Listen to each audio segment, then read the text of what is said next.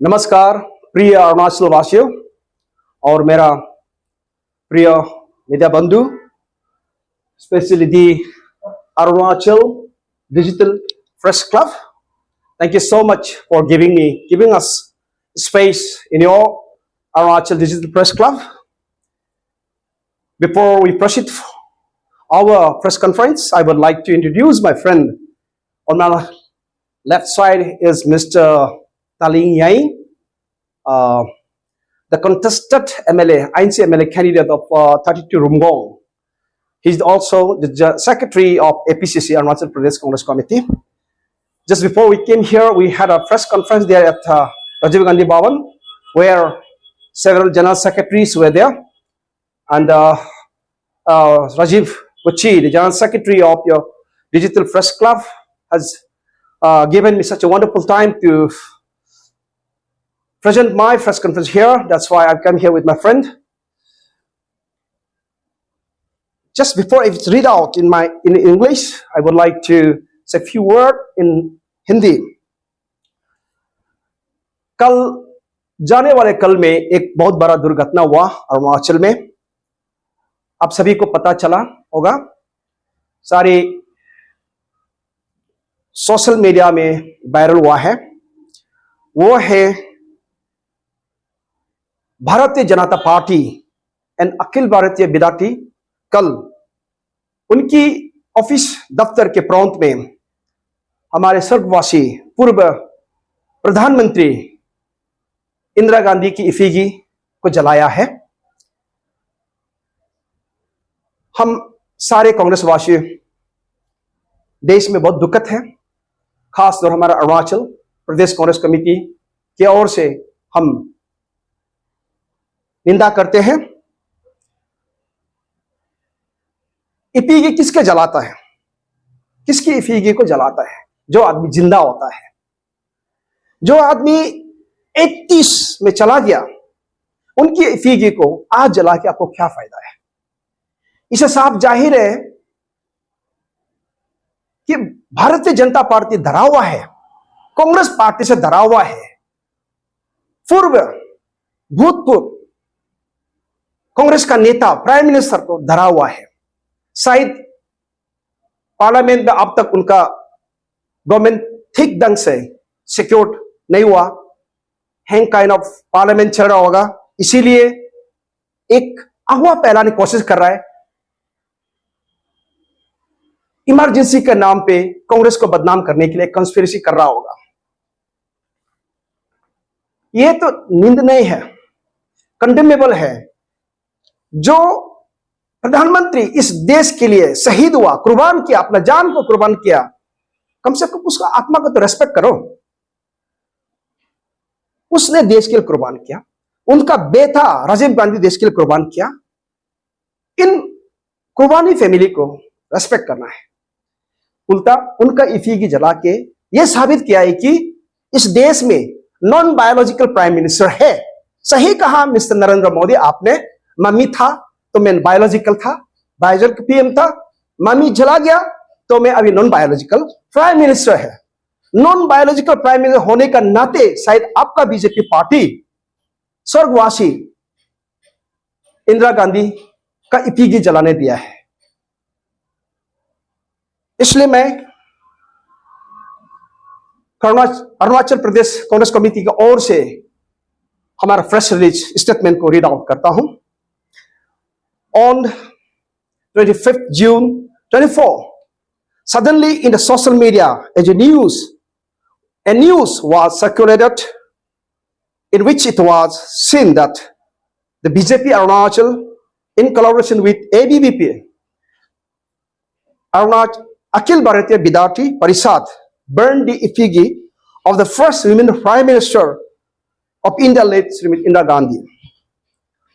In response to this burning of the effigy of first women Prime Minister of India, late Indira Gandhi, who was popularly known as Iron Lady of India, on 26 June 24 in front of BJP's office. To this fact, the Arunachal Pradesh Congress Committee vehemently, strongly condemn the act of BJP, ABVP. We condemn and term this act as a conspiracy against Congress and display of their insecure by themselves. A ruling government burning the effigy of the opposition prime minister. It is a sign of fear psychosis. It is a sign of insecurity.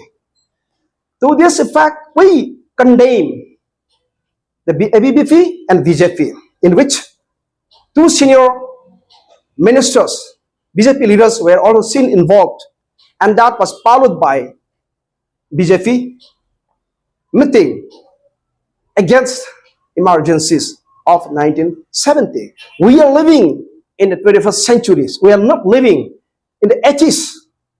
80s has gone, and now we have come up to the 21st century. It's all because of the efforts of the Congress leaders, former prime ministers of India, former Congress leaders of India. And now those has gone. Now it is time to talk about the rights and liberties and democracy, justice of every citizens. But what we see now today is undeclared emergency in the country. There are a lot of undeclared emergency in the country under the leadership of, under the Prime Minister of non-biological Prime Minister, Mr. Narendra Modi. Today, the BJP is talking about the emergency of the 80s, but they have forgotten and are blinded about numerous undeclared emergencies in the country. There has been systematic and continuous rampage attack and murder on democracy, secularism, and Constitution of India. Protecting India's constitution from BJP's democratic erosion is imperative, mandatory, and responsibility of every citizens of India, every patriotic citizens of India. We must protect our nation from erosion, from murdering the constitutions, murdering the democracies, and demeaning the secularism of the country. As a matter of fact, the Constitution of India faces significant challenges under the rule of the BJP. Indian Constitution enshrines the core values of democracy, secularism, federalism, and individual rights. Recent data and events suggest an erosion of these fundamental principles. This document, which I'm reading, which is holding on my hand, outlines the critical reasons why it is imperative to protect the Indian constitutions from the current trends observed under BJP government. First reason I would like to mention is decline in democratic values. There is a liberal democracy index ranking. As per the liberal democracy index ranking, India ranks 104 position between Niger and Ivory Coastal in global democratic rights ratings. The report classifies India as an electoral autocracy. Electoral autocracy since 2018, indicating a significant decline from its democratic status. The term one of the worst autocracies lately reflects the severe regression in democratic norms and practices. Report by VDAM Institute. The sources from VDAM Institute. Second is global ranking reflecting India's democratic decline. World Press, as per World Press Freedom Index, India comes under 159 out of 176. From Global Soft Power Index, India comes 28 out of 29. From BDM Democracy Rankings, India comes 104 out of 179. Corruption Perception Index, India comes 85 out of 180. Human Freedom Index, India comes 119 out of 165. Third is about internet shutdowns. India has become a global leader in shutdowns. For 5 consecutive years, India has led the world in internet shutdowns, according for 85% of global shutdowns in the first year. Sources DW. Fourth, erosion of secularism and inclusivity. Citizenship Amendment Act 2019. CAA introduced religion as a basis for granting citizenship, contradicting the inherent secular ethos of the Constitution. BJP ruled states, laws targeting inter-community marriages and conversion are perceived as effort to curb interfaith relations and minority rights. Impact on federalism. Reorganization of Jammu and Kashmir without sufficient debate challenges the principle of federalism. Another is misuse of sedition law. Statistics says 65% of sedition cases since 2010 were filed after BJP came to power in 2014. Targeting critics. All the critics who ever raised questions to BJP, out of 405 individuals accused of seditions are citizens criticizing the government. 95% were charged post 2014. Selective enforcement. High-profile cases target critics of Prime Minister Modi and Chief Minister Adityanath Yogi. You all know that in India, nobody could criticize Prime Minister. Anybody who criticizes Prime Minister, ED, CD, Enforcement Department, all the agencies, investigating agencies are sent. And they are booked. And many people are facing the court cases running from pillar to paces of the different courts. Judicial intervention. Supreme Court has highlighted the need to redefine the limits of sedition. Sources, various legal experts. The idea of passing legislation with debate and discussions. The state of Jammu and Kashmir was bifurcated through the Jammu and Kashmir Reorganization Act without debate and discussion. In 2023, an unprecedented suspension of 78 opposition MPs, the highest of a single day in parliamentary history. And most suspensions went ahead with the passing of crucial bills like reservation for women in Jammu and Kashmir.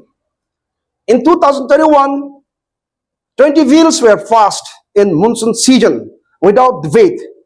12 bills were passed within just 10 minutes before the monsoon seasons, targeting minorities and critics.